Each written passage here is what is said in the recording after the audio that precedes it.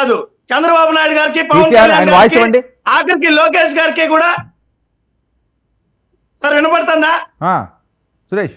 నేను ఇది diversion politics వీళ్ళందరూ చేసేది. ఇప్పుడు శాంతి ప్రసాద్ గారే కాదు, చంద్రబాబు నాయుడు గారికి కానీ, లోకేష్ గారికి కానీ, పవన్ కళ్యాణ్ గారికి కానీ, జగన్మోహన్ రెడ్డి గారు పెద్ద పుడిగివా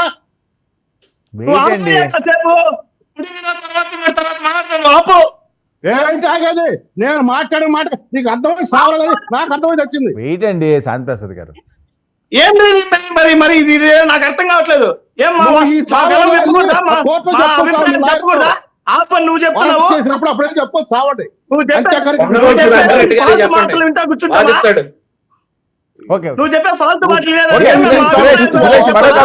సురేష్, ఏంటి జగన్మోహన్ రెడ్డి గారి మీద ఏదో కుట్ర జరుగుతుందని జరుగుతున్న ప్రచారం మ్యూట్ లో పెడితే మేము చెప్తాం సార్. ఆయన ఎంతసేపు ఇంటరాక్ట్ చేస్తున్నాడు. ఓకే, నా పాయింట్ చెప్పండి. ఏంటి ఆయన మీద కుట్ర జరుగుతుందని నువ్వు చెప్పాలనుకుని చెప్పుకో.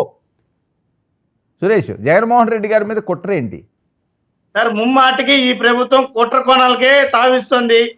చాలా స్పష్టంగా జగన్మోహన్ రెడ్డి గారు ఎన్ని ప్రభుత్వ వైఫల్యాలని ఎండగడుతూ ఇంత సుదీర్ఘంగా మీడియా సమావేశం పెట్టినా దానికి సమాధానం చెప్పకపోగా ఇలాగ ఫాల్తు మాటలు మాత్రమే మాట్లాడతారు, డైవర్షన్ పాలిటిక్స్ చేస్తారు. దానికి ఆన్సర్లు లేకే ఇలాంటి పనికి మాలిన ఏ వీడియోలు ఎత్తుకొని వచ్చి ప్రజల దృష్టి మరల్చడానికే ఈ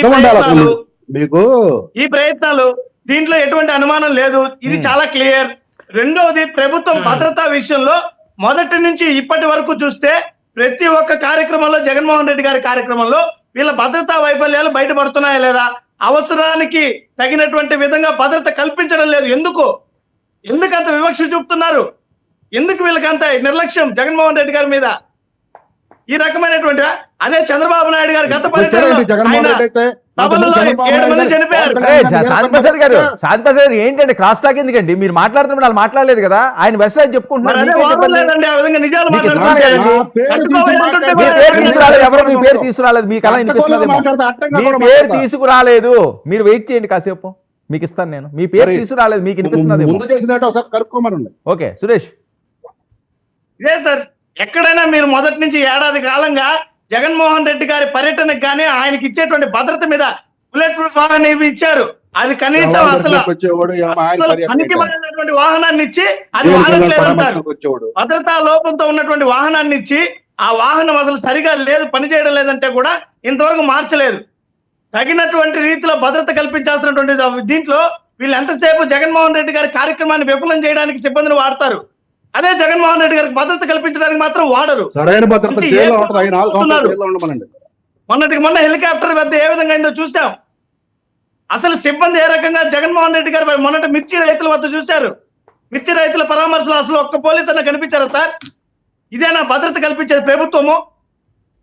ఏ రకంగా మొన్నటికి మొన్న అరటి రైతులకి పరామర్శకి వెళ్తాంపుడే కనీసం భద్రత కల్పించారా? దీనన్నింటి బట్టి స్పష్టంగా జగన్మోహన్ రెడ్డి గారి మీద ఏదో కుట్ర పన్నుతున్నారనే అనుమానాలే మాకు వస్తున్నాయి. ఇది స్పష్టం. వీళ్ళు ఈ రోజు రాష్ట్రంలో ఈ రోజు చంద్రబాబు నాయుడు గారు మాట్లాడుతున్నారు సార్, అంతసేపు మాట్లాడే అన్ని తప్పులు. 5 సంవత్సరాల ఉద్యోగాలు మీ ఛాన్స్ వచ్చినప్పుడు మాట్లాడండి. ఏం శాంతి ప్రసాద్ గారు మీరు మీకు అవకాశం ఇస్తాను కదా. నెక్స్ట్ ఫస్ట్ మీ పేరు తీసుకురాలేదండి, మీ పేరు ఆయన తీసుకురాలేదు. ఆయన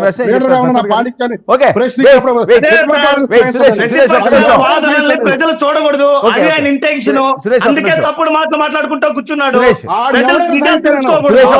ఎందుకు కాసేపు ఆగాయి అంటే 2 నిమిషాలు కూడా ఆగలేకపోతున్నాడు ఆయన. ఇదే నా పద్ధతి. ప్రసాద్ గారు ఏంటి జగన్మోహన్ రెడ్డి గారికి జీవిత ఖైదట, నాన్ బెయిలబుల్ సెక్షన్లు పెట్టారట. ఆయన ఎక్కడున్నారు? తాడేపల్లిలో ఉన్నారా, బెంగళూరులో ఉన్నారా? ఇన్ఫర్మేషన్ ఏం తెలుసా? పోలీసులు వెళ్తారట, స్పెషల్ టీమ్స్ వెళ్తారట, అరెస్ట్ చేయబోతున్నారట. మరి కాసేపట్లో చాలా ప్రచారాలు జరుగుతున్నాయి సోషల్ మీడియా ఎక్కడ చూసినా ఇదే. మరి కాసేపట్లో అరెస్టు. తాడేపల్లిలో ఉన్నారా, బెంగళూరులో ఉన్నారా, ఈ సెక్షన్లు పెట్టారు, ఆ సెక్షన్లు పెట్టారు, స్పెషల్ టీంలు పంపిస్తున్నారని. ఇందులో నిజం ఎంత, ప్రచారం ఎంత? ముందుగా 99 టీవీ ప్రేక్షకులకు నమస్కారం అండి. అలాగే ప్యానల్లోని పెద్దలకి మీకు కూడా నమస్తే అండి. శాంతి ప్రసాద్ గారికి ప్రత్యేక నమస్కారాలు. ఇప్పుడు చట్టం దాని పని చేసుకుని వెళ్తుంది, సంతోషం, ఎవరు కాదను. గతంలో గౌరవ ముఖ్యమంత్రి గారు 2013-14 సమయంలో చంద్రబాబు నాయుడు గారికి ఆయన కాన్వాయ్లో ఒకసారి యాక్సిడెంట్ జరిగింది, ఇట్లాగే ఒకడు ప్రాణం పోయింది. గౌరవ పవన్ కళ్యాణ్ గారు ఉప ముఖ్యమంత్రి స్థాయిలో అనంతపురం పర్యటనలో ఒక ప్రాణం పోయింది. సో ఇవి కాన్వాయ్లో జనాలు తండోపతండాలుగా ఎదురుపడినప్పుడు